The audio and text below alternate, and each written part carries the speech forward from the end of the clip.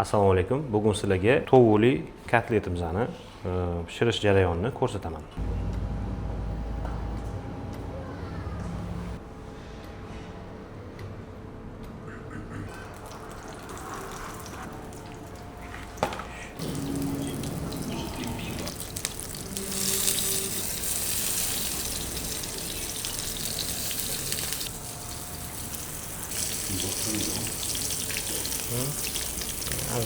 Kotletimizni ikki yog'ini qizartirib olganimizdan keyin qopqog'ini yoqib 5 daqiqaga dimlab qo'yamiz. Olovni pastroq qilib.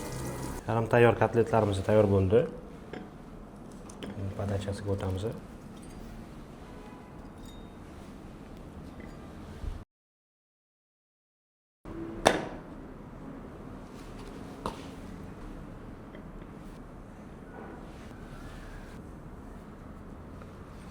Yarim tayyor tovuqli kotletlarimiz tayyor bo'ldi.